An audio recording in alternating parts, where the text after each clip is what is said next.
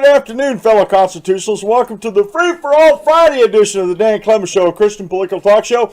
I'm your host, Dan Clements, your constitutional warrior, fighting for your right just to be an American. It is August the 11th in the year of our Lord 2017. Remember, we're hyphen-free, PC-free zone. God is still in control and He does love you. And I'm broadcasting live from the Hemlock Studios here in a beautiful central Susquehanna Valley in the great Keystone State. Hopefully you all had a good week. I did. I'm set for this next hour and a half. Hopefully you're set up for this next hour and a half to sit down and listen to me.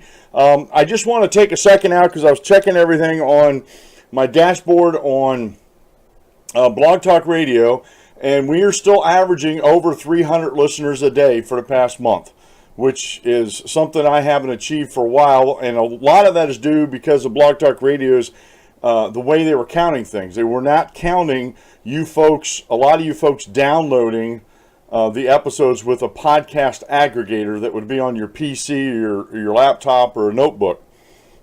And so they, a lot of us, I guess, I complained at least a couple times a month in a direct message to support, and I think there's a lot of other hosts that did because they changed their metrics to include that, because I'm downloading it, I'm consuming that content, even though I'm not physically going out and going to iTunes and Stitcher and Blog Talk Radio and that. I use the podcast aggregator, which saves time, and you'd think these tech companies would think about that. You know, people don't have the time to go through all these different things, and it'd be just as easy to use a podcast aggregator.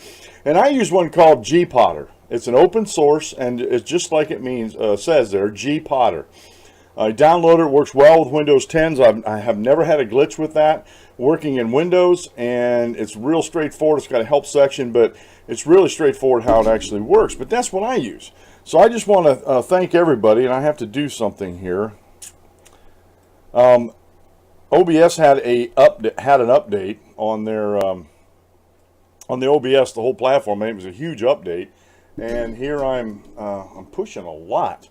Hopefully the sound doesn't sound too distorted coming through. I was just looking over there and I've seen my production computer was going in the red every now and then, and especially I guess when I get boisterous. So I got to watch those levels, but it seems they've changed a couple things the way it works. I got to go in and check. They were talking about setting up controls for the videos. You can start and stop it. That would be great if they could do that, because I'm not a video editor, so I'm slowly trying to go through. I have a video that someone shared with me.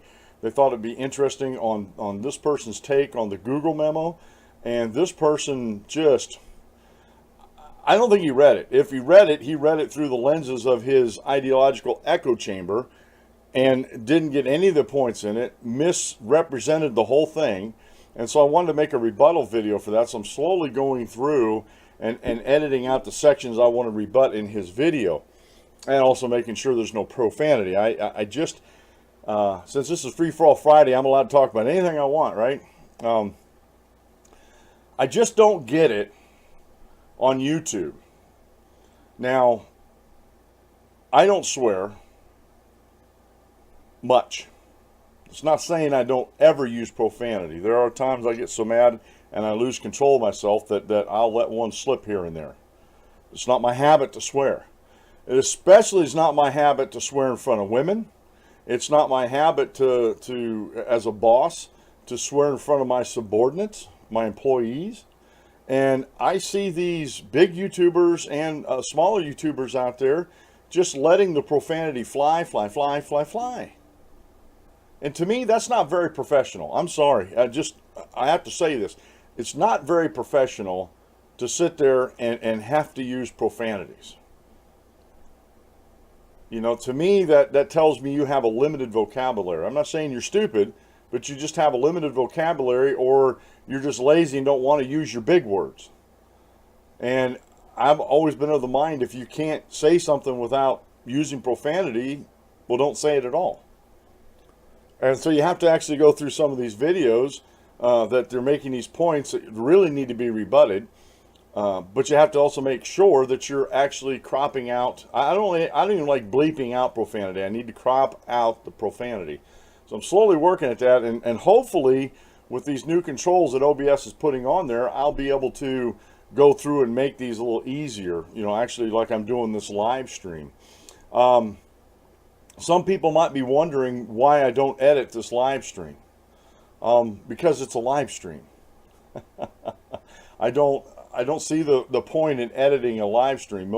There's a handful of people that watch this live, and if I go back through and re-edit it and edit it for whatever, I do make mistakes, and I don't edit those things out. I'm sorry. Now, if I make a mistake like yesterday at the beginning of the video and things weren't going through the volume, and I finally got it going within the first minute or so, once it was processed at YouTube, I went in and used their editing tools and edited out the first bit, so you didn't have to have this long wait and double the music. So that type of editing, I don't think people mind, but I'm not going to go through and edit this because it is a live stream. Now, my other videos I put out, my small videos, I try to do them almost like I do a live stream, but sometimes I'll do 2 and 3 takes, so I don't have to edit. Like I said, I hate video editing. It's not in my wheelhouse. And I know there's people out there that just live for that. And someday I might be able to hire somebody that lives for video editing. But for right now, I'm doing things the best I can. So hopefully this actually looks a little bit better. Matter of fact, when they whatever the updates, it was a huge update that we did this morning on this. It actually made on my production computer over here that I'm looking at. Let me get my hand over here in front of this right here. Actually, it's off to my left. The main computer straight in front of me. The screen is sized differently. It's actually bigger where it's supposed to be, and it almost matches my streaming computer over to my right over here. So things are looking a little bit better with OBS. I think they're catching up to some of those bigger companies. Honestly, folks, between XSplitter, which is what I started using, and OBS, I wish I would have never started trying to use XSplitter, because it was saying that it would do everything. Well, yes, it'll do everything, but you have to have a honking big rig of a computer to have it run properly. It is one out of any of the programs I've ever used, including video editors, that was a resource hog. And it was unusable if you're just trying to get by on a shoestring like I'm doing here. I have 2 Dell 390 Office, small format office computers. One's for my production computer, one's for my streaming computer. Then I have my, it's not a honking big rig, but I have one that my son and I built together. He made me do the work, so I knew what was going on. That's my main PC. It's a hodgepodge of a computer. I bought the case, Asus motherboard, put the 4-core AMD processor on it, the whole 9 yards. And eventually, I'm probably going to upgrade that eventually, but I'm the type of guy, if you see me driving a vehicle around, I'll drive it until the tires fall off of it. It's not that I'm cheap, I just want to get as much out of what I'm buying as I possibly can. So I'm not going to do anything with my main computer until it really starts giving me mechanical hardware fits. And if I can't change that out by changing a couple pieces of hardware, then I'll go to a bigger computer, and then I might make me a nice honking big computer, but not like these $2,000 or $3,000 gaming computers. I built this computer, my main computer here, for, I think with the motherboard and everything, I think I spent less than $400, and I had the case, which was, I think I paid $20 or $25 for this case, nice metal case. And the power source, I can't remember I didn't pay a lot for the power source, but it's a 350 or 400 watt power source. It's more than big enough for what I need. So I don't have a lot of money into it, and I don't, this is personally me, I'm not a gamer. I don't do games and broadcast them and everything at the same time. However, it boggles my mind, and I don't think I would ever do this. I won't say never, but I can't see myself doing this, spending $3,000 or $4,000 or more on a computer just to review games and broadcast them over the internet. Now, these guys make good money doing this, and that's okay, but to me, I'm going to get back to my Roman analogy, my Roman Empire analogy. I'll get this out here. I can't see around my eye teeth today. Bread and circus. It's okay to be entertained. I'm not saying anything about entertainment, but I see way too many young folks, millennials and younger, and even some older folks, that spend way too much time with their nose buried in a computer. Now you're saying, well, Dan, that's kind of like pot calling the kettle black, right? You know.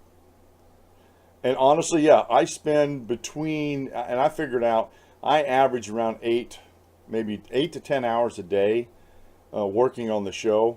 I'll work on this. I'm usually up here between 9 and 10 o'clock, getting everything set up, putting the finishing touches on the show notes pages, getting my daily Bible reading, quote meal, short Bible lesson, you know, put into my show notes. I actually print out, let's see, yeah, I have it here. Now, this isn't the full thing here, but this doesn't have the Bible reading and the quote meal and the short Bible lesson. It doesn't have my little blurb up here, my description of what I want to talk about today, my main points, and then my links down at the bottom. But these are the show notes. They're actually linked.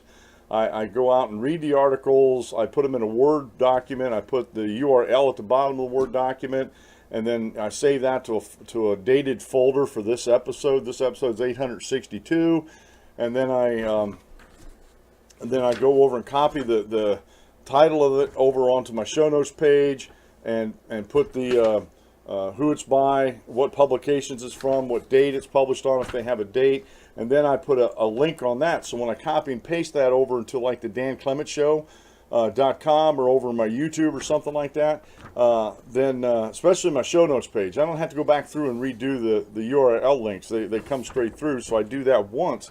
So that's what I'm doing in here, and I'm just explaining this. No one's ever complained about what I do, but I just want to let people know that I don't just come up here to quarter till 11, sit down in the chair, and start the show.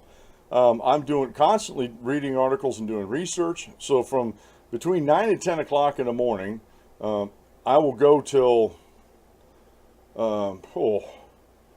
depends on what I need to do. Like today, I want to get a couple videos finished because I'm still trying to get in the habit of doing these shorter videos on a daily basis, and I'm slowly getting up to that. I've been promising that. I want to make good on my promises about putting out shorter videos, a lot of them. So I'm going to work on those. So usually I'm in the office up here unless I have to do something else between 3 and 4 o'clock in the afternoon. So right there, I've already put 6 to 7 hours in. Okay, and then I go out and if I have to mow the grass or go do some running around or something like that, I get that all done either first thing in the morning, like when I go into the Y, Monday, Wednesdays, and Fridays. I'll do if I have to go to the grocery store or something, I'll do that on my way home.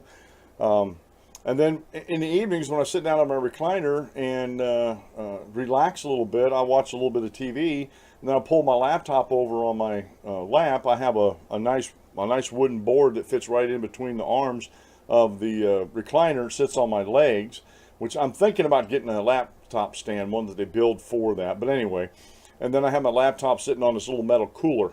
It's got a couple fans on it, and I'll sit there and research. I'll read articles while I'm listening to the TV or watching shows. I'll pull up these articles I think are of interest to me, might be interest of you, and I'll pull them up in tabs on my Mozilla Firefox browser, and then I'll go back through and skim. I don't read them word for word right then. I'll go through and skim them and make sure that they're whatever the headline says, that's what they're talking about, and if it's really interesting, I will read it word for word. And then on my laptop, I actually sit there. That's where I actually do most of my putting the material, the stories I'm going to talk to you about. I'll put them in a Word document form. Now I don't use Word. I don't use Microsoft Office. I use Apache OpenOffice, which is very, very good alternative to Microsoft if you want a good sound, writer and stuff like that. But I've been using that for years now, OpenOffice. And I'll put those in a folder and everything. And then the next morning before the show, like when I'm sitting down and have my morning coffee or something, I'll sit there and I'll just email them to myself. And then I'll just open on my big computer, and here I have them. And so that's part of my day. And it takes up usually minimum 8 hours. And usually I can get all the work I want done in 8 hours. But sometimes I'll work up to 10 hours because sometimes I'm doing some more research. I do not only researching for what I want to talk about for the episode for the next day, but also researching other articles. And I've been trying to get some more research in, and it's not easy with everything else I have to do, but it's something that I really like this. And honestly, folks, if I didn't like what I'm doing here, I wouldn't do it 5 days a week. I'm one of the few, honestly, and I don't browse the whole entirety of YouTube. I don't. But I see very little political commentaries that are 5 days a week on YouTube, that are 1 hour format 5 days a week, or 1.5, whatever, you know, a long form, what they call. Anything over 30 minutes they call long form format.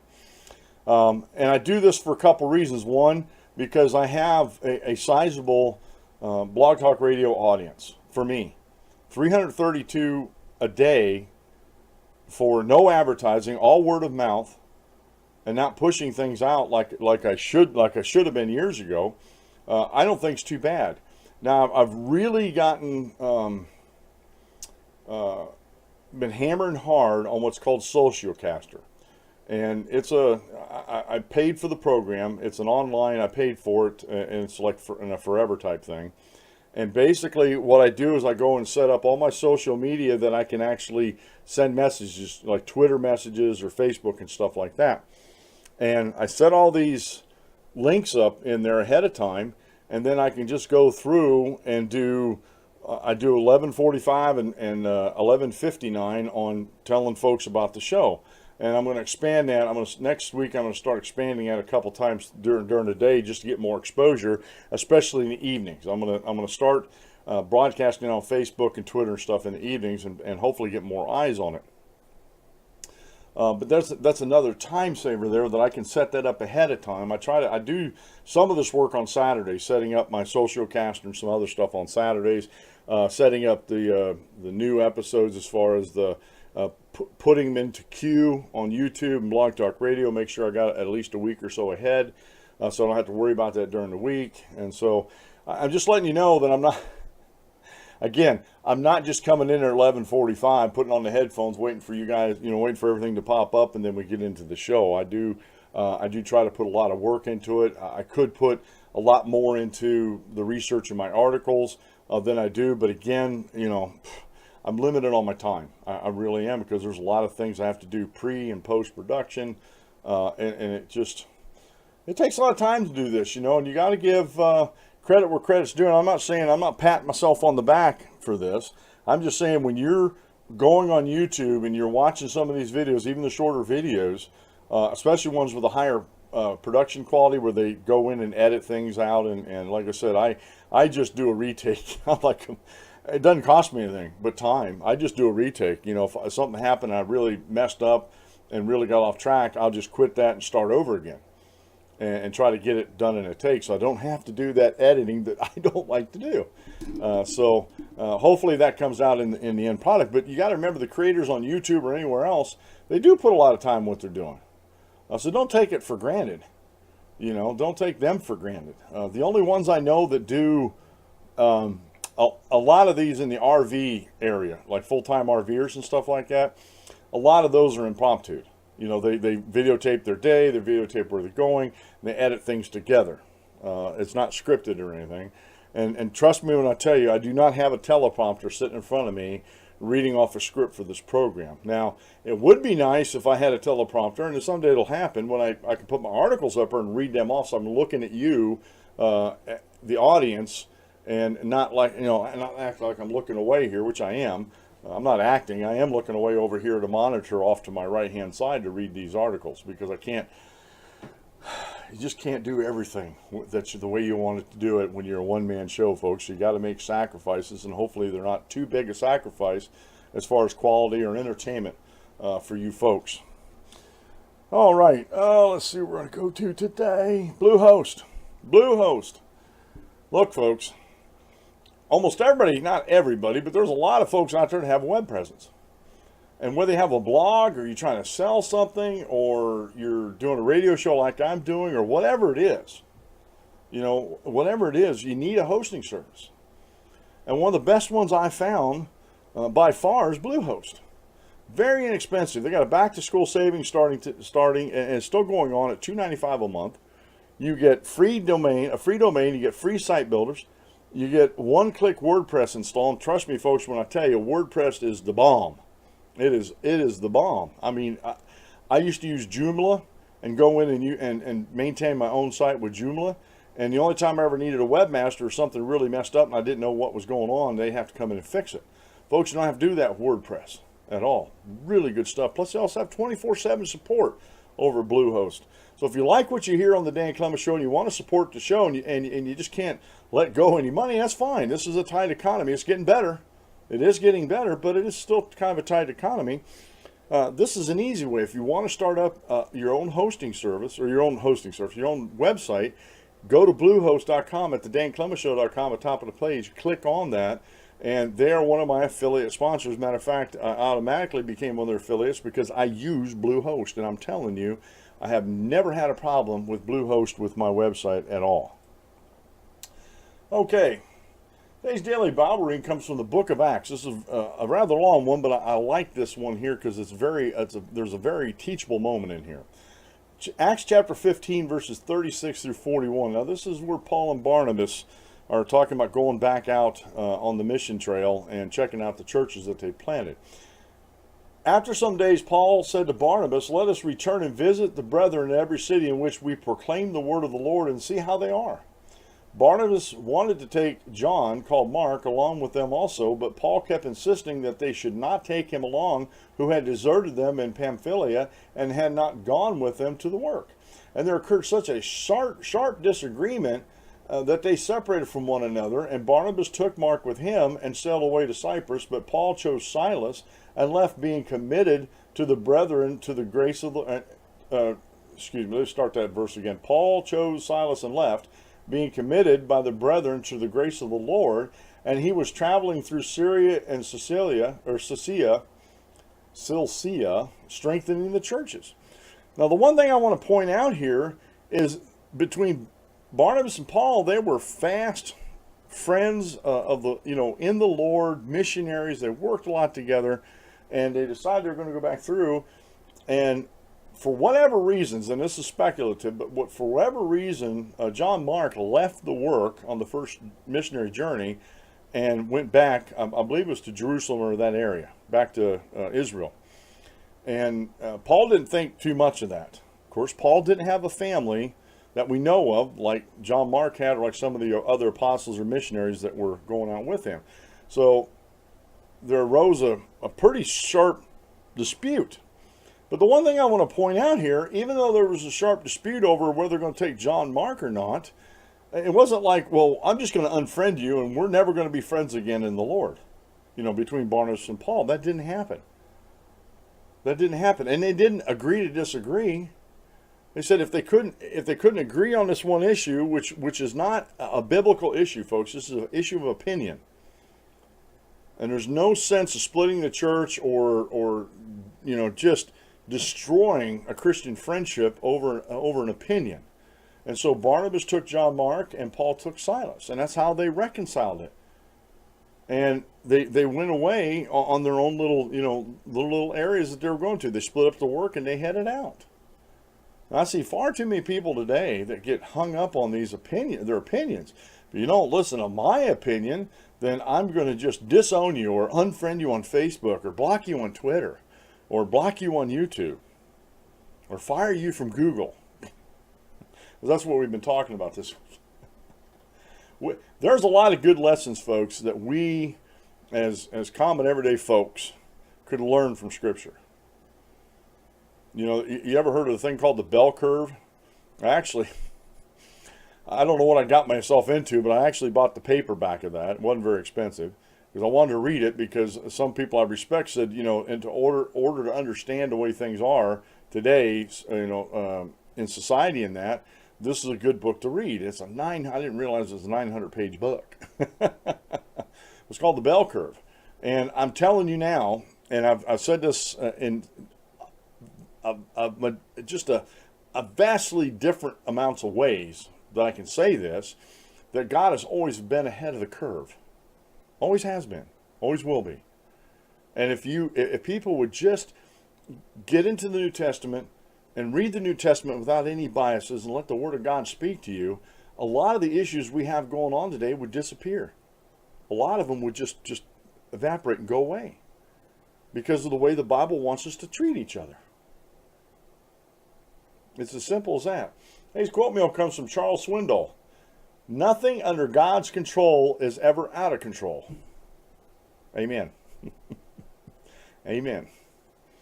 And today's short Bible lesson is from Ben Gisselback over at plainsimplefaith.com. And it's a crash course on God's providence. I'm not going to read the whole thing, but I'm going to read the beginning of it and just hit the bullet points he puts in here.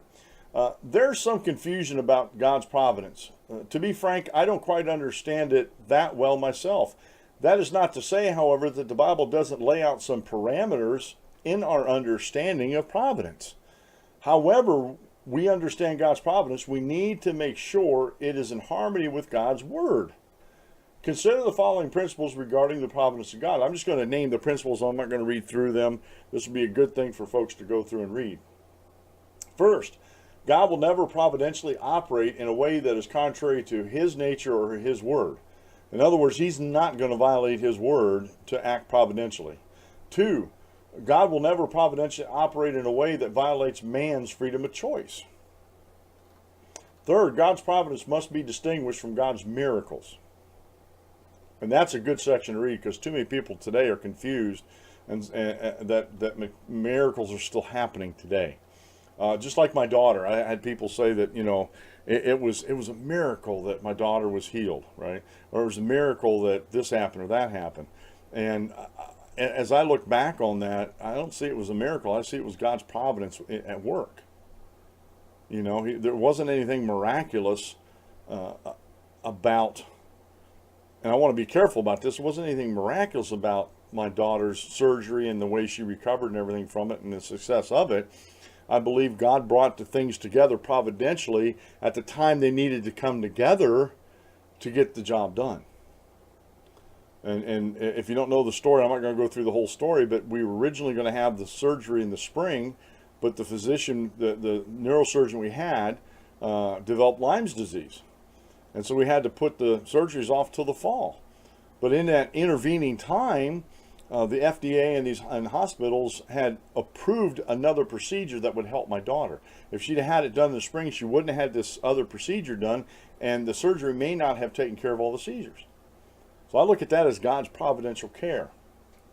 Fourth, God's providence is not usually easily discernible. Yeah, it's not easily discernible, especially when you're going through it and at the time you're going through whatever you're going through. It's that easy, folks.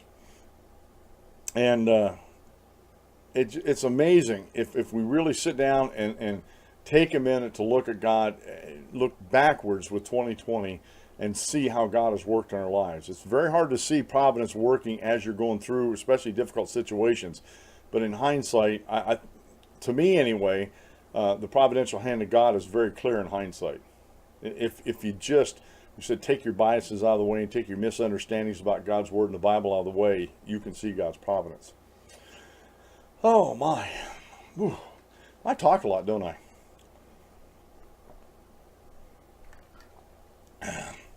It's a good thing because this is a talk show, right? It'd be hard if I was sitting here dancing all the time, right, Dave? All right, we left off yesterday on that the Google's Ideological Echo Chamber from yesterday, and I just want to finish it up because I think some of the more important parts, or some of the most important parts, are at the end of this. And this is something, like I said in my little monologue there, that those folks in anti-freedom camp are totally misreading this. Matter of fact, I don't think they're reading it at all. Some of what I've heard, other than just rebuttal videos, people's opinions about it, or what I've actually read others' opinions about it. And that's okay to get an understanding about something, but not to take the time. And sometimes I time myself. I don't know why I do it, just to see how long it takes me to read something. It's a 10-page PDF. It literally took me less than 15 minutes to read down through that with comprehension. I think a lot of people skim things too much. They don't want to take their time to read through with comprehension, and they get all these misunderstandings. They'll hit these key words going through there, and oh man, James Damore, what a sexist he is. Why would he want to bring up these biological stereotypes? And I seen all these comments. I was reading comments in some of these videos that wanted to literally take James out and string him up on the highest tree.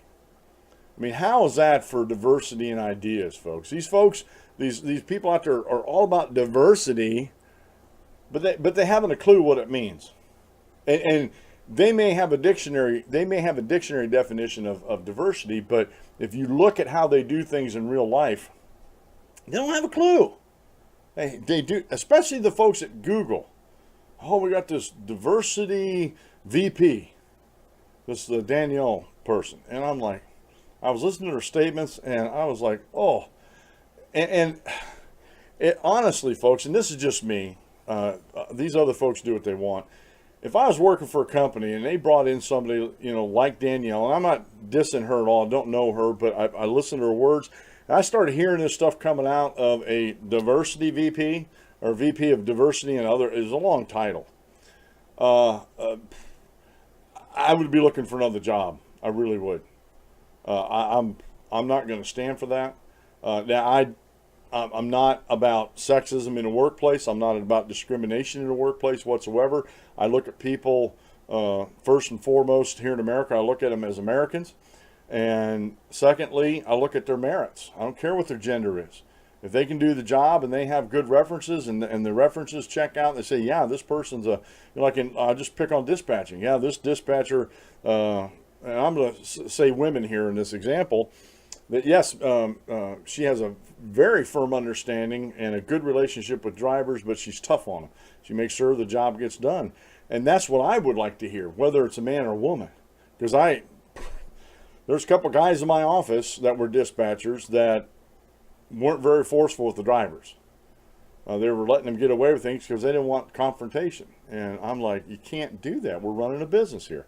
So I would, if I was working for a company like Google and this came out, and maybe I didn't know about all the diversity stuff they're doing, or which I think is hard to do because you got to go through all these classes here, I'd be running for the hills. I really, really would. So I don't blame James for leaving. Matter of fact, earlier in the week they were saying that some legal eagles out there said, well, he doesn't have a case to sue Google, but when they step back and actually look what's going on, he may have a case to go after Google. Now, I don't think James Damore is going to be wanting for any jobs. Gab AI, this alternative to Twitter, Facebook, and YouTube, it's a combination thing. Someone on there said that Gab offered him a job. I don't know if that's true or not. That was just on their feed. And there's other places. VidMe, for goodness sakes. That is a direct YouTube alternative that I'm on. They could probably use a coder like him. And honestly, folks, I don't think James is going to want for a job, especially if he gets into a conservative environment. But I want to read this real quick before I get into the rest of the summation of the Google ideological thing here. I just want to read what I wrote today because it's something that I think about quite a bit. And the title of the show is The Marketplace of Ideas Needs to be Protected. And the one thing that really set me off yesterday watching this video was this guy just with a smile on his face and arrogantly said, we need to close the marketplace of ideas. And I'm sitting there like, what? You just said what? He said what? What did he just say? Did you hear him? Did he say we need to close down the marketplace of ideas? And right there, that statement right there told me this guy hasn't a clue. He doesn't have clue one. There has never been a time in human history since God created Adam and Eve that an individual or group of individuals has been able to shut down the marketplace of ideas. Never has happened, can never happen now, will never happen in the future, unless the good Lord comes and takes us all away.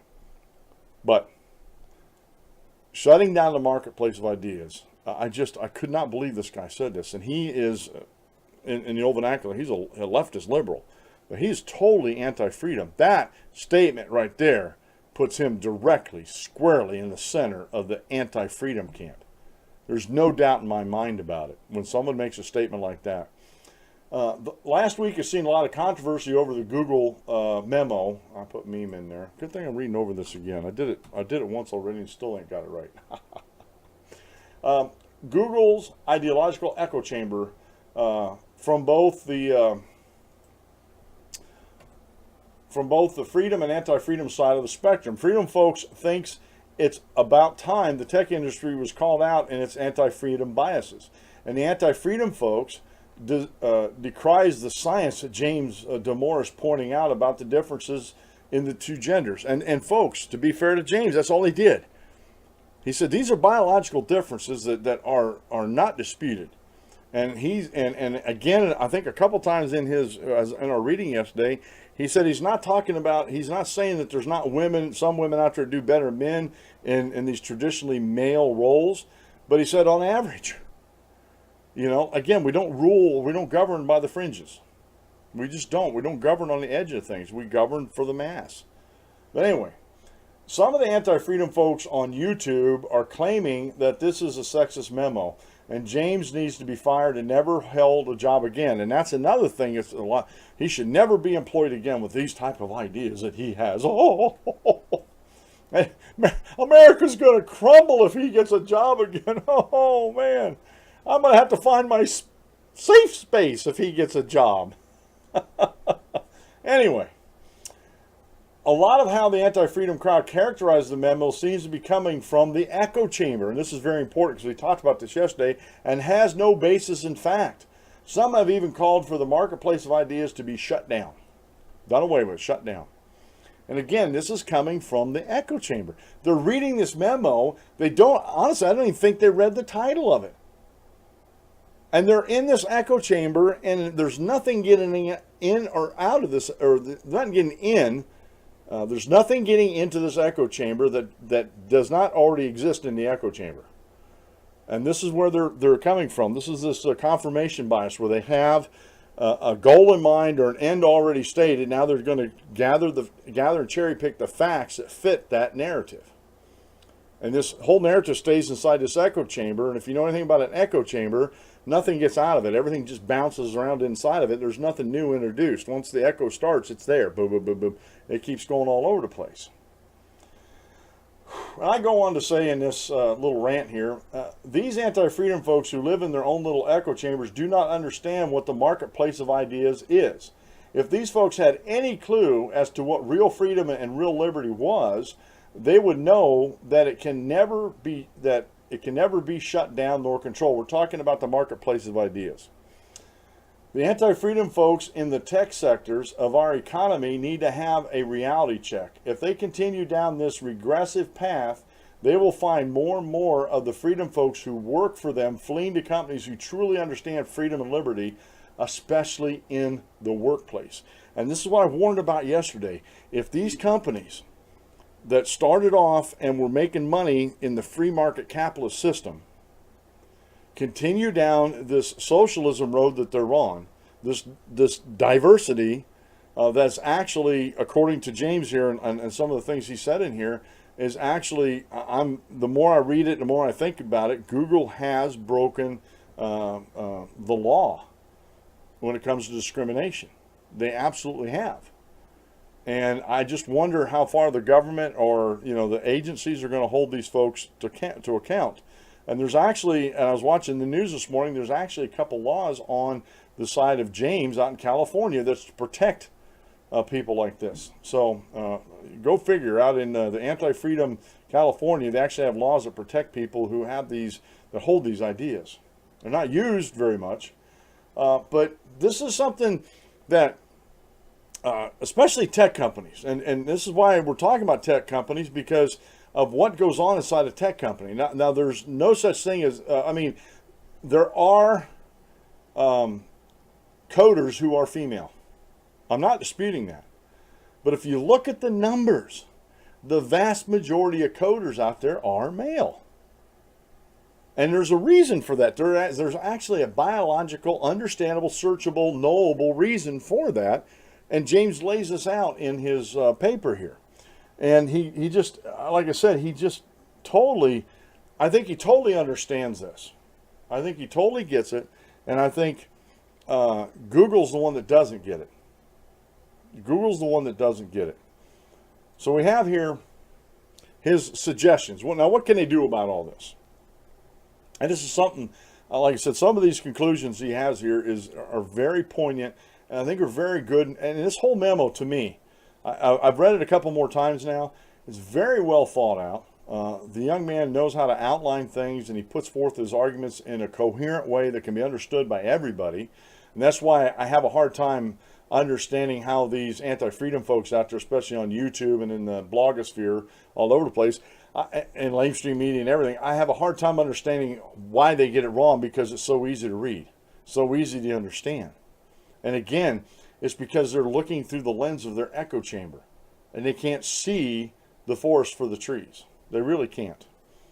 Just like my wife and my sister yesterday, we went to my nephew's 13th birthday yesterday afternoon, and they were talking about they're building a bypass around Sealands Grove, Hummel's Wharf, and Smoking Dam, and Northumberland that's been needed for 20, 30 years now. They're finally building that. They got to build a bridge across the Susquehanna River's west branch, and they had to cut down a lot of trees along the river where they're coming across. And my wife and my sister-in-law, her sister, they're like, I didn't realize the river was that close to the road. And that's where, if you think about it, you can't see the forest for the trees. All you can see is what's right in front of you, but you don't realize that these trees might be part of a bigger sphere of influence, as far as like a forest or a small set of woods or whatever. But you can't see that because all you see is the trees in front of you. You got to go through those. And too many people in life are too comfortable in life to actually do that. They don't want to go through the trees. They're happy in their echo chambers. They don't want to open the door in the echo chamber and break the echo and let something else in.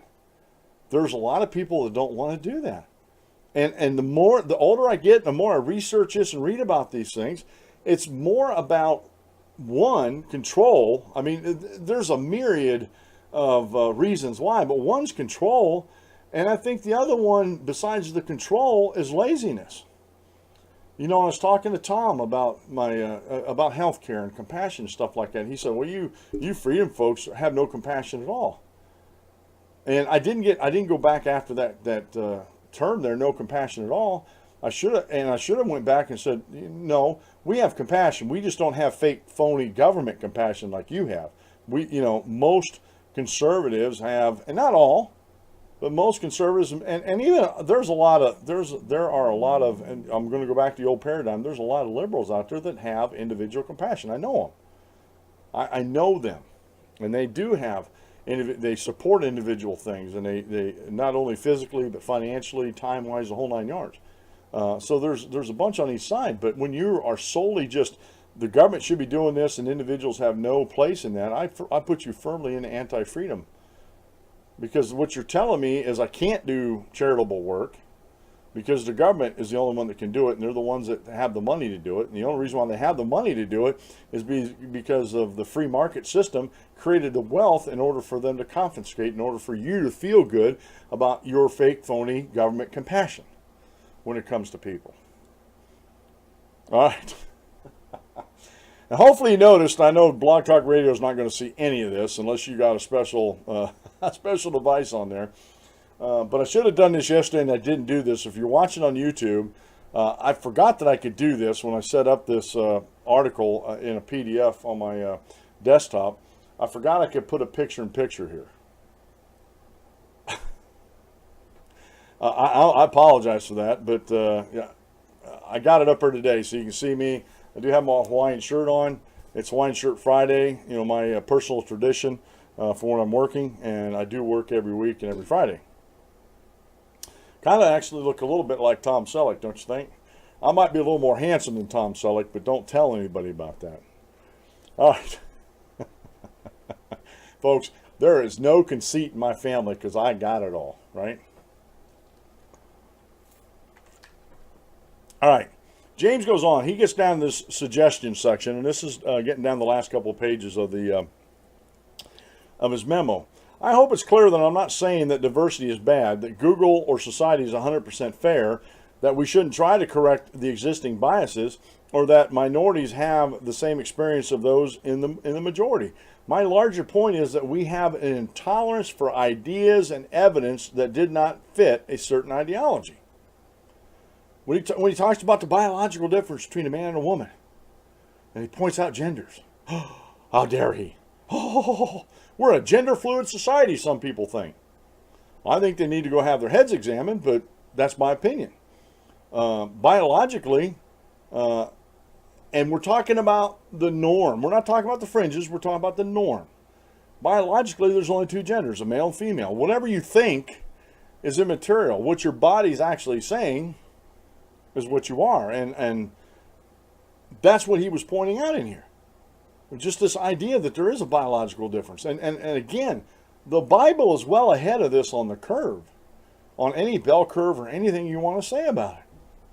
You know, they talk about women being oppressed, you know, in the Bible and stuff like that. Well, I can't help but read in the end of Proverbs, and you should go read the whole book of Proverbs, talking about the virtuous woman that took care of her household. I suggest you go read that, and read the whole book of Proverbs, but towards the end you'll see this.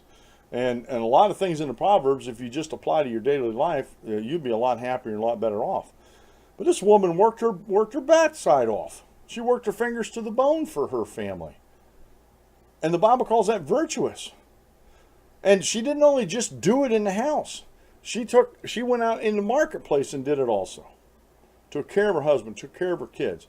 While her husband was out working, you know, making a living for the family, she was making sure the family was fed and clothed. However she could do that, you know, she grew a garden, she kept the food, she sold stuff in the market to be able to buy material to make her family clothes so they'd go out and look nice and wouldn't be a shame unto her. That woman is a worker, and I would have to applaud her for that. These ideas that these anti-freedom folks get in their head, honestly, I don't know where they get them, but they are so foreign to what normal right-thinking people think about things. It goes beyond the pale, folks, and they're so far out.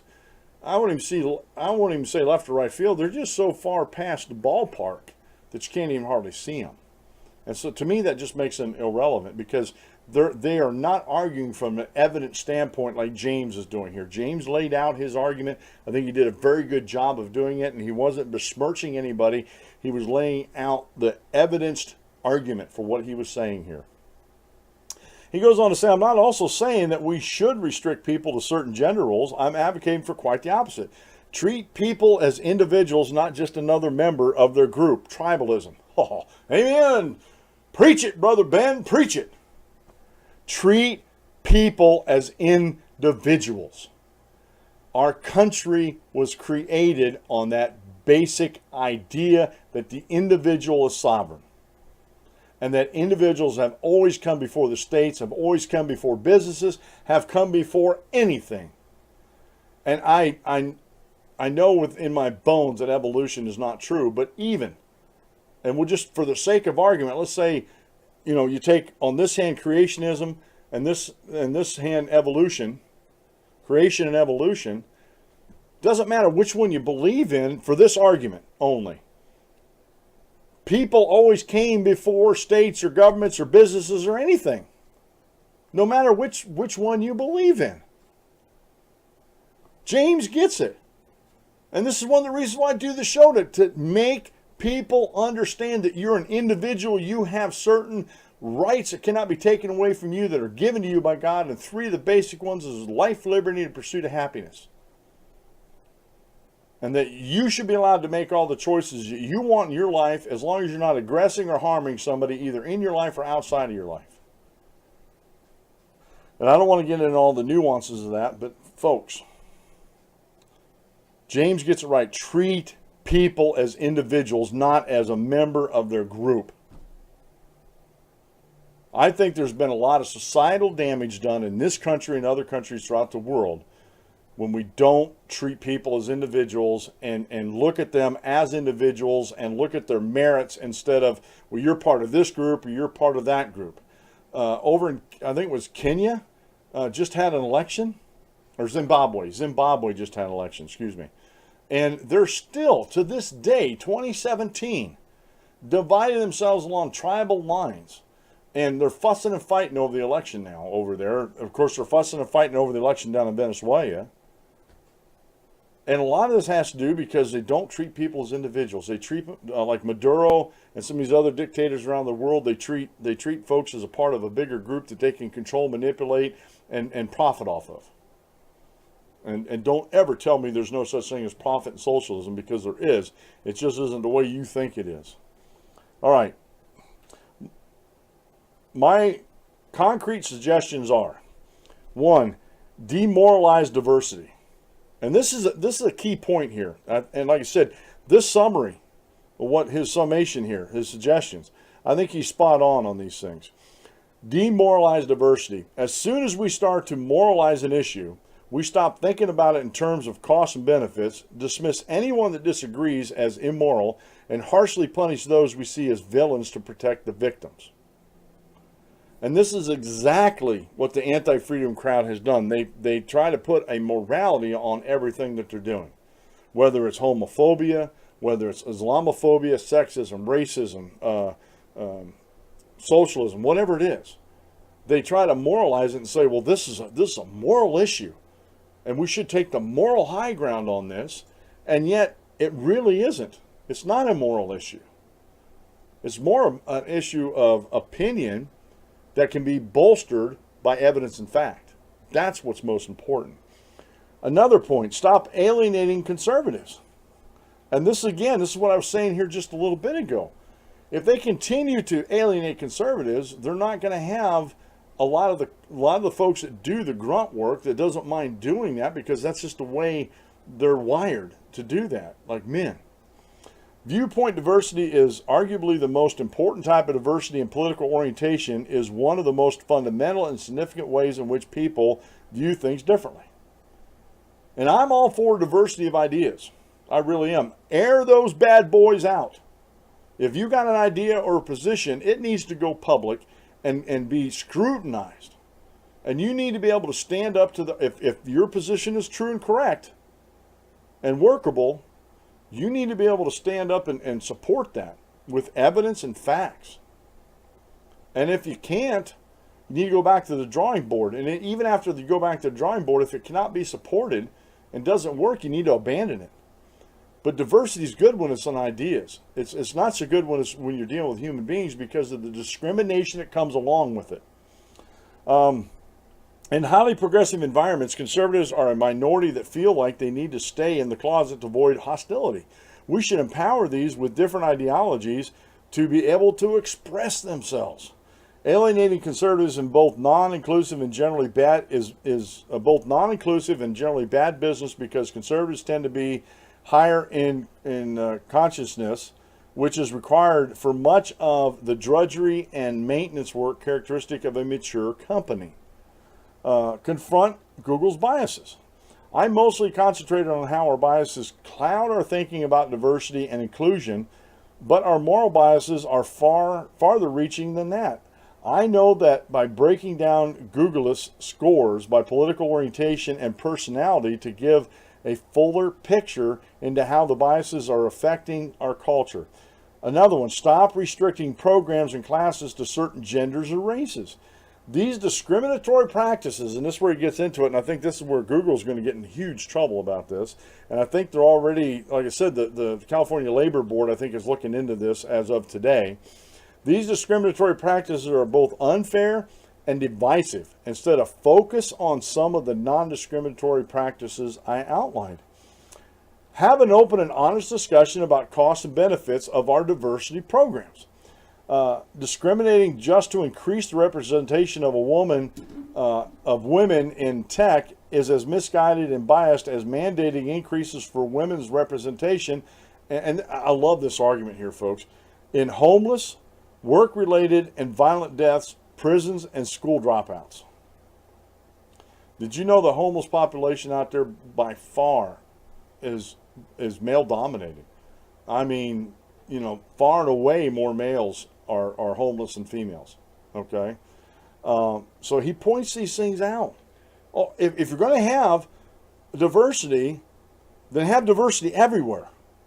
It has to be with the homeless, work-related and violent deaths, prisons, school dropouts. Some of the most dangerous jobs in America are loggers and fishermen, commercial fishermen. are two of the most dangerous. I think the commercial fishermen are the most dangerous. And you know what? They're dominated by men. They're dominated by men. Should we use discrimination to stop that? Well, if you hire one male logger, you got to hire one female logger. What happens you can't find a female logger? Let's say you can't find anybody. I'm just using this as a what if. What if you can't find a female logger? Does that mean you can't hire another male logger because you didn't hire that first female logger? I mean, it's ridiculous. If that happened in business today, no matter what it is, businesses would go out of business. And that's why I said, you know, I'm keeping an eye on Google, but if they keep up this, they're going to gut their company.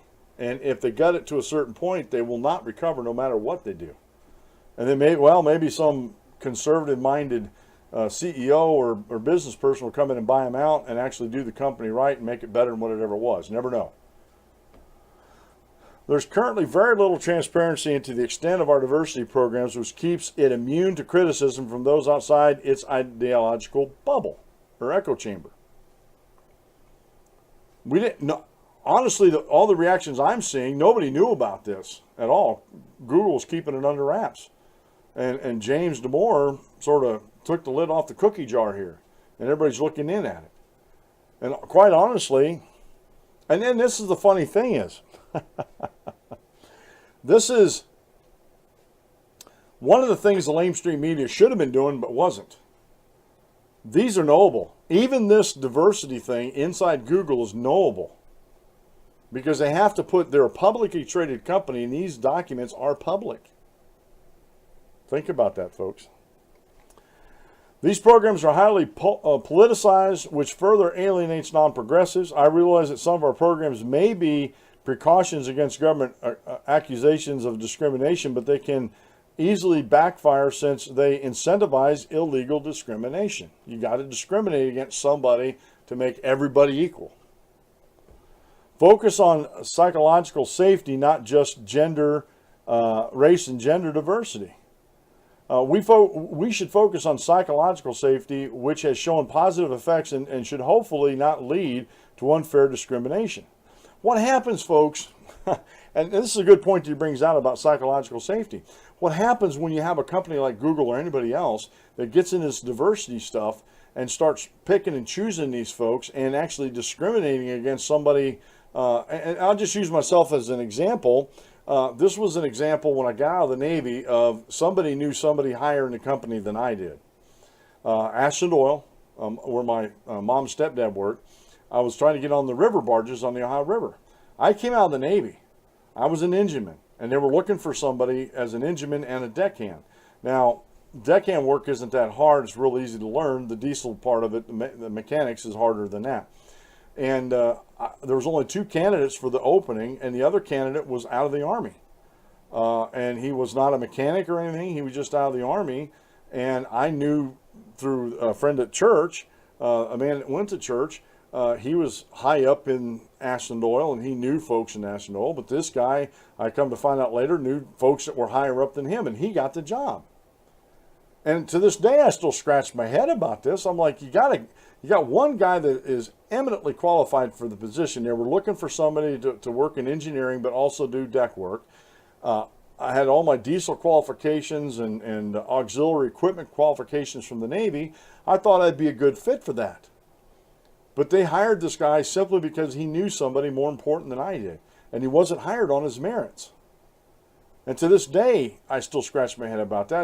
I don't lay up at night, lay awake at night thinking about it, but I still ponder on it from time to time, especially when I come across this. I'm the type of guy, I just let the water roll off my back and just keep going on, but some people can't do that. And when you do stupid stuff like Google's doing, you're causing some mental anguish with folks. Some real mental anguish, not this fake, phony snowflake stuff. You're talking some real mental anguish because they got the qualifications, but because they weren't the right sex, they weren't the right race, they weren't the right ethnic group, or whatever the reason was, this person that may or may not have been as qualified, but because of the diversity that Google is trying to push here, chances are may not have been as qualified as this other person over here. So it's not a merit-based hiring system. They got to hire people for diversity, even though the person may not be as qualified.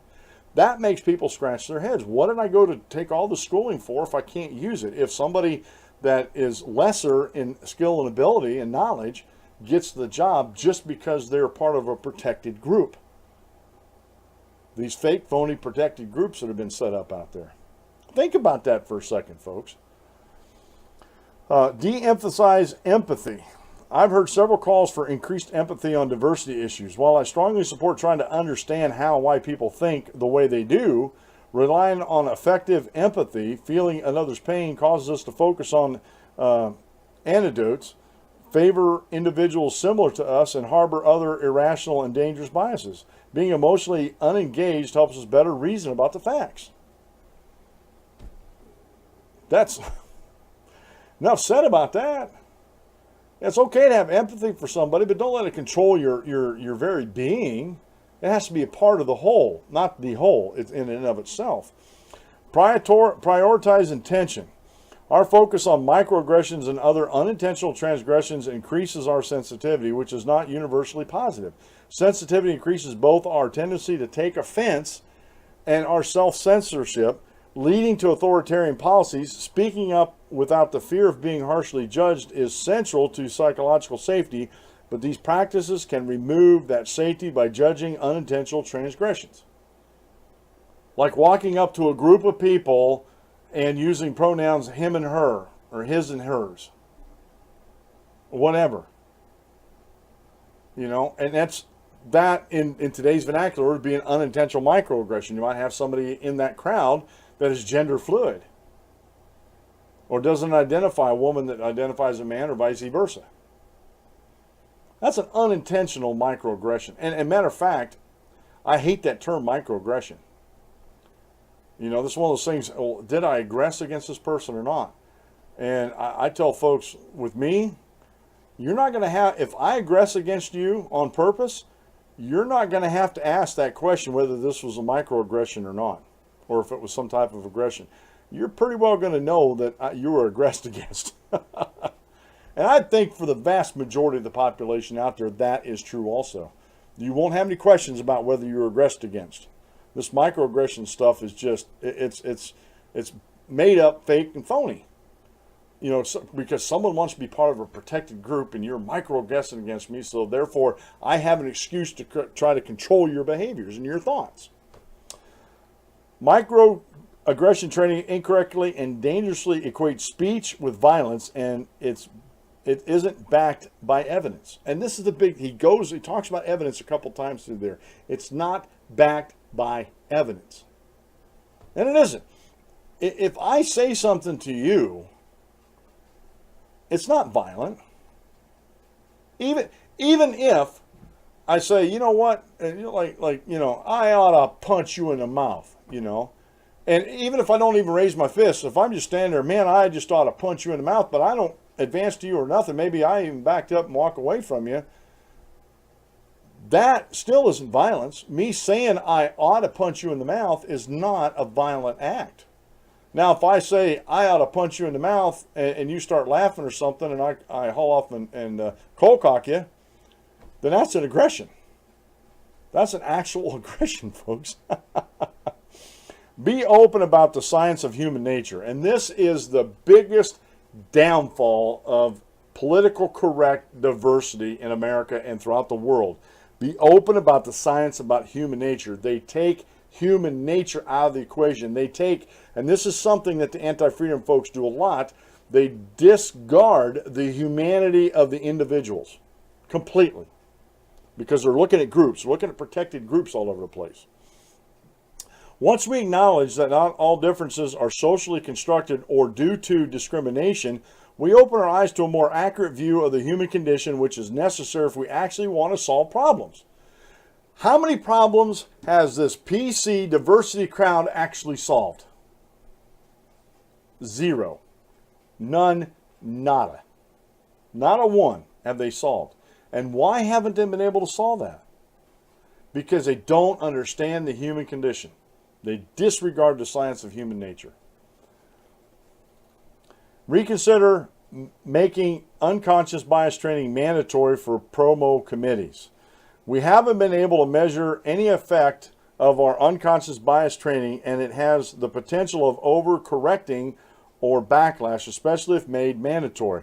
Some of the suggested methods of the current training are likely useful, but the political bias of the presentation is clear from the factual inaccuracies in the examples shown. Spend more time on the many other types of biases besides stereotypes. Stereotypes are much more accurate and responsive to new information than the training suggests. I'm not advocating for using stereotypes. I'm just pointing out the factual inaccuracies of what's said in the training. And that's the end of that is the end of it, folks. That's the very end of that. It doesn't go any further than that. I wanted to finish that today, and I know we spent an hour on that, or maybe about 45 minutes. But anyway, I just wanted you to understand where we're coming from with this. And if you hear people out there, I just went through this for 2 days now. If you hear people out there saying it's something else, you'll know that they're wrong because I set you straight on it. Okay? And let me know too in the comments if you're actually watching this, if you like that picture, me still talking up in the upper corner, and I have the article scrolling down. I like it. I kind of like it. I'm going to keep doing it, but just let me know what your opinion is on that in the comments down below. Okay. Now there's a couple other things in the news. I didn't want to belabor that too much longer, but I think it's important because it really Google's Ideological Echo Chamber really speaks to the PC ideology, the political correctness ideology that is going on out there. That we have to correct all these social ills, and I'm telling you, most of this diversity stuff is made up. Most of these protected groups are made up. And if you would just get out of their way and protect them from actual discrimination and give everybody a level playing field to start on, you wouldn't have these protected groups. Matter of fact, like I said, I think they're fake and manufactured, and most people that I know that could be called in these protected groups do very well for themselves because they don't buy into it. They don't look at themselves as downtrodden or anything. They don't look at themselves as part of a protected group. They want the same freedom and liberty as everybody else has to go do what they want to do as long as they're not aggressing or harming somebody. End of story. And you'll find these on average throughout all these quote-unquote protected groups out there by these PC giants like at Google, that we got to be diverse, and why don't we have this number on this protected group and this number of people in this protected group within our company? Oh, we must be doing something wrong. We got to fix this. Really? And again, this is where we're at today. Google's been exposed. They are the emperor without clothing right now. And it remains to be seen what's going to happen in the weeks and months ahead with Google. Are they going to survive this? Are they going to learn from this and actually change their ways? Are they going to continue down this socialist path that's going to destroy this great American company here? Time will tell, but you can mark it on the calendar today, August 11th, 2017. If they don't change their ways, they will go the way of the dodo bird. And Google's a big company, but they're not too big to fail. Sorry. They're just not too big to fail.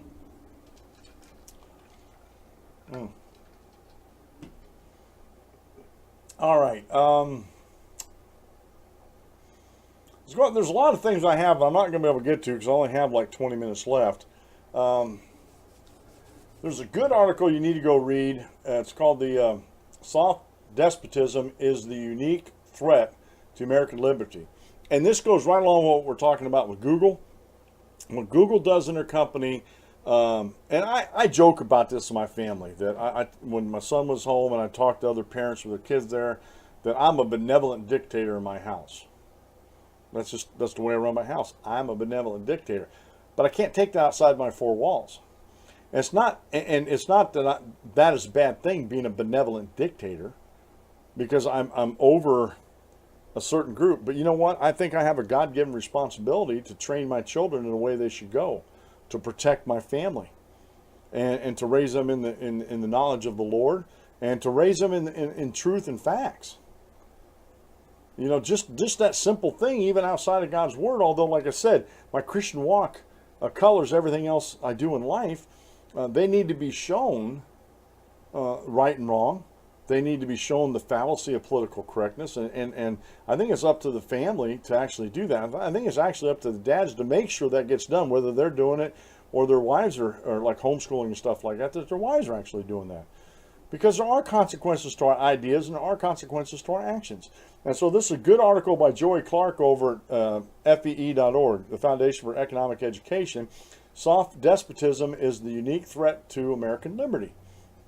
And we see this throughout corporate America in these liberal companies that got where they're at because of free market capitalism. And they don't want to recognize that. Anti-freedom folks never, ever want to admit that. And then when they get there, they want to continue with this to be politically correctable, accessible, and acceptable in society. They carry out these ideas that, you know, look at us. We are very PC in this company, and we are very diverse, and we have so many of these people and so many of this people in our company. Look at us. They're virtue signaling. So it's a good article because this infects the rest of society. We have anti-freedom crowds out there, folks out there, and honestly I don't think they know any better because they haven't been taught, or they haven't taught themselves out, or they haven't learned better, that believe that government is benevolent and they have only our best interests at heart. And you can see example after example after example in society daily where the government does not have our best interests at heart. And they cannot decide how best to spend my money better than I can. It never has happened in history, never will happen in the future. I'm sorry. But I think there's, honestly, folks, I hate saying this because I'm sort of getting down towards a personal level, but I think a lot of these anti-freedom folks are just lazy. You know, being a good, productive citizen is hard work. It's not easy. And you can't just sit back on your laurels. I'm sorry. Just like these anti-freedom crowds out there talking about mandatory minimum, I want to call it an allowance because that's all up to income, mandatory minimum income. That just everybody gets a minimum income no matter who you are. So you can go and do whatever you want to do. You talk about Marxist utopia ideas. Man was not created for that. Man was not created to be leisurely all day long. Mankind was not. If we were, we wouldn't have the great inventions we have today. We wouldn't have progressed as far as we have today. So, you know, these anti-freedom ideas out there, oh man, that's one of them. There's another good one here that I'm not going to get into, but we talk about this quite a bit on the show by Judge Andrew Napolitano on LouRockwell.com. Must cities enforce federal laws? And again, go read this article, but I will tell you that the federal government only has the authority to enforce the enumerated powers that the states granted them to begin with. That's it. If it's outside of those enumerated powers, cities or states or municipalities anywhere do not have to follow the laws of the federal government. Sorry. Not every law that the federal government makes is constitutional. There's the vast majority of laws on the books today are unconstitutional, but people don't think about it in those terms. I didn't get to read this one, but I love articles from the Mises.org, and I wanted to put it in. I'm going to read this afternoon because it's so intriguing. The End of the Nation State by Doug Casey. And like I said, I haven't read too much that was not interesting over at Mises.org. There's an article over by Darby Crash over at patdollar.com. They want complete control over all political discourse in America. And this comes into this, soft despotism. This comes into, what's happening at Google with this echo chamber. And a lot of people out there, politicians included, in this anti-freedom crowd, want to control the public discourse. They want to shut down the marketplace of free ideas, which can never happen. I'm telling you right now, as long as there's one right-thinking human being, male or female, it doesn't matter, that thinks correctly about freedom and liberty, you're never going to stop them from thinking about it. No matter how much you lock them up, no matter how much you try to beat it out of them, you're not going to get rid of the marketplace of ideas. You're not going to be able to control it. The lamestream media is living proof that you cannot control the marketplace of ideas. It blew up in their face because they lied to us. And they didn't do their jobs. They didn't do the investigating they were supposed to be doing. If the lamestream media, especially the business news side of it, which didn't used to exist that's relatively new, as far as news, through the history of the world, the business news. But it's gotten more intense now. And where was the business news investigative reporters looking into companies like Google and seeing what their policies are and what their trainings are? This should have come out in the wash years ago, as far as I'm concerned. Should have come out years ago, and it didn't.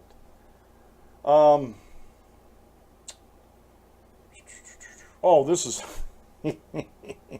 this is on the news today. It's on CNS News and One American News Network. President Trump was asked whether McConnell should step down. Asked me if if he doesn't get Obamacare repealed done. I've said for a long time, I even said before this election back here, McConnell's the wrong man to be in that position. He is so political and he's so politicized that he doesn't know if he's coming or going politically. I'm sorry. He's a wet noodle in there. And for 7 years, Republicans, that's one of the other reasons why I'm not a Republican, because they never keep their word. Or not never, but vast majority of the time they don't keep their word. 7 years they were talking about repealing and replace, but mainly repealing Obamacare, and they get a chance to do it, and they had the majority. What stopped them? A cancerous old man? No. It should never come down to one vote. I'm sorry. It should never come down to one vote. Honestly, that would have been one of those issues if Republicans are really serious about smaller government, even if it was along party lines, which that's okay because that's how Obamacare came into existence to begin with. It was voted in along party lines. If it got voted out along party lines, so be it. To me, it doesn't matter how it goes out. It was bad law to begin with. It's still bad law today. It should be gone and repealed. So President Trump, has been blasting McConnell, and I think rightly so. I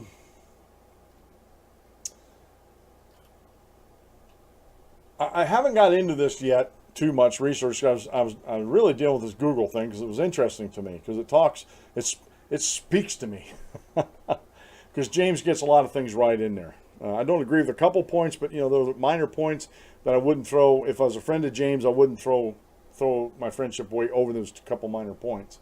But anyway, Trump surprised that FBI raided ex-campaign manager's home. That's by Chuck Ross over at dailycaller.com. They got a little video with that and a little blurb on that. But I was kind of surprised when I heard that too. I don't know what they expect to find.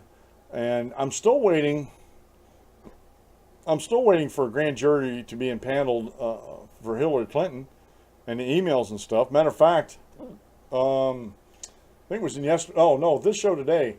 Chelsea Schilling down at WorldNet Daily is saying that has an article in there. Judge orders new searches for Hillary's Benghazi emails. So there's still progress going on that. President Trump's, or I'm not sure if he assigns them or the Attorney General assigns the assistant attorney generals in their different districts. But he assigned a very good one, and I can't remember his name off the top of my head, and this was just something that popped into my head, up in New York, which is actually looking into, that's the district is looking into the Clinton campaign finance fraud. With not the finance fraud, but the Clinton Foundation fraud, the pay-to-play scheme that the Clintons had set up. And honestly, if the things are true that I've heard about this guy just in my brief readings and not deep research and stuff like that, I wouldn't be surprised if we wouldn't see within the next month or two a grand jury impaneled in New York City to look into this, to start handing out indictments. I wouldn't doubt that in the least bit. And so DNC all over, Debbie Wasserman Schultz, Huma Abedin, Anthony Weiner, the whole stinking bunch of them. There's just so much stuff out there that they still keep. And this again shows why the lamestream media is called the lamestream media. If we had real journalists out there, real investigative journalists that didn't operate on a bias, we know everybody has a personal bias, but didn't operate on that bias, a lot of the stuff would have been investigated already. A lot of the stuff, and you know, in the past, I remember growing up, a lot of the investigations that were going on, they were spurred on by the initial investigative reporting that journalists did, and then when law enforcement seen that there was crimes broken, then they picked up the investigation from there. That's the way things used to be. We don't see that much anymore now. I like these last two. One, this is by Rachel Fromer over Washington Free Beacon. Students lay groundwork for free expression fights on campuses across the country. And I thought this was a very good one. Let's see, where's that at? Oh, there it is. University students have been laying the groundwork over the summer vacation for a fight for freedom of expression that they hope takes to the student governments and administrators across the country. A group named Students for Free Expression have representatives in 20 schools, including one in Mexico, and have committed to bringing resolutions in defense of free speech before their peers at the start of the fall semester. Matthew Foldy of University of Chicago, student who founded the initiative, said that the students plan to begin with DePaul University in Illinois and Ohio Oberlin College, which he describes as awful on freedom of expression. If the resolutions can pass through those student governments, Foldy said it would prove that anywhere is possible. So we actually have students that are out there fighting for freedom of expression, which they shouldn't have to be fighting for, but they are, and it's a good thing. And I think these universities and these idiotic groups that want to, these anti-freedom groups out there that want to suppress freedoms and liberties need to be swept aside. They honestly need to be swept aside. And administrations are not doing enough to protect the freedom of expression on campuses. Because for the most part, the administrations are very anti-freedom themselves. All right, last thing that we're going to get into. I like this one. Religion and politics at the dinner table, challenging the old maxim. And this is something that I've actually had people actually take me to task over. That it is... Now, this is from the anti-freedom group out there, folks. So you got to give them a little slack because they're in their echo chamber and they don't know any better. They just believe what's in the echo chamber that's inside the bubble of their narrative, and anything outside that they don't see. They don't see the forest for the trees. I've actually been told by several different people that what I'm doing on this radio show by mixing talking about or commentating on political or current events today from a Christian point of view and injecting my religion, that I am being unconstitutional and it's illegal for me to do that.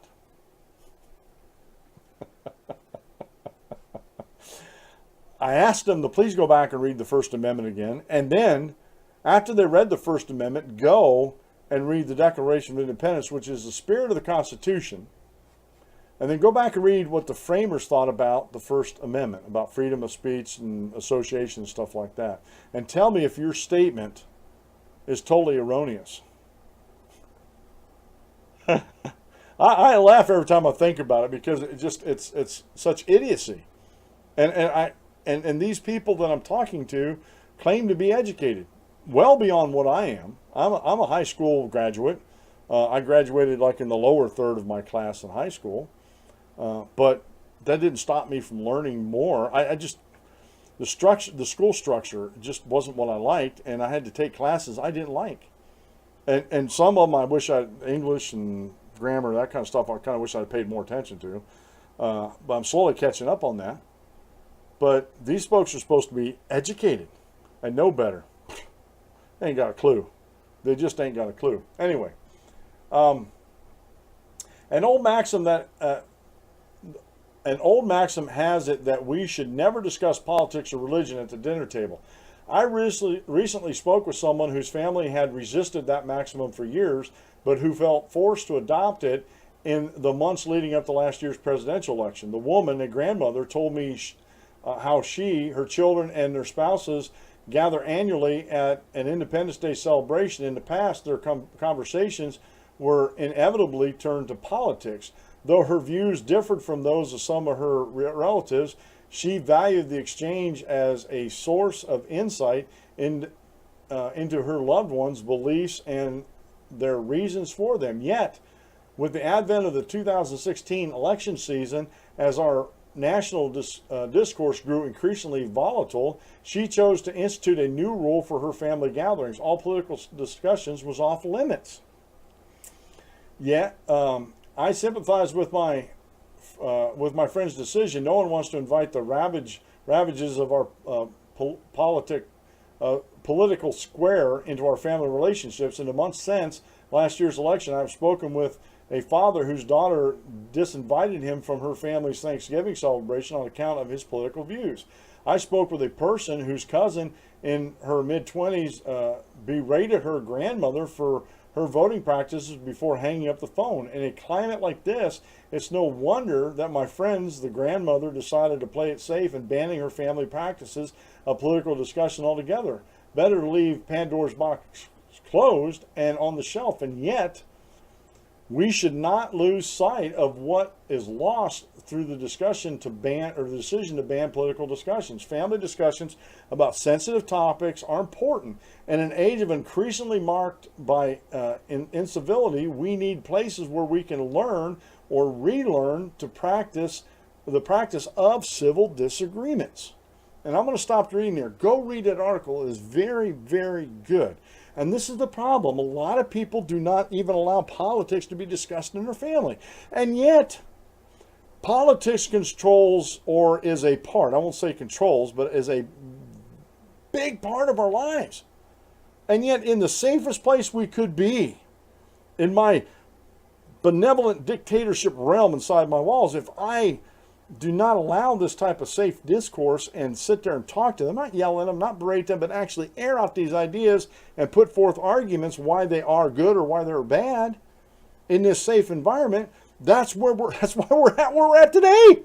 We have all these snowflakes out there that don't know how to cope with anything that's outside of their echo chamber and it's outside of their narrative bubble. They do not have the coping mechanisms. And parents, I was not one of these, parents just did a huge disservice to their kids. And you know what? Even when I was a scoutmaster, the boys liked to sit around at night around the campfire and talk politics. It was great. I loved it. I lived for it. I really did live for that. All right, folks, that's the end of the show. Man, that hour and a half went by fast. Where'd it go? Let's get it back here, folks. This has been the Dan Clements Show. I'm your host, Dan Clements, your constitutional warrior. Remember, if you aim at nothing, you hit it every time. Have a great rest of the day and God bless. Remember, on Sunday, attend a church of God's choice, not your choice. And if you like these videos, any of these videos, please subscribe, hit the like or dislike button, and leave some comments. Let me know what you think. We'll see you Monday at noon.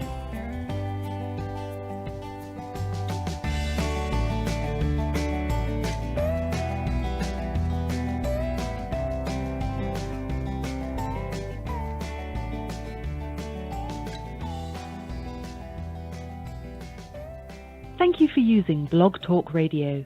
Goodbye.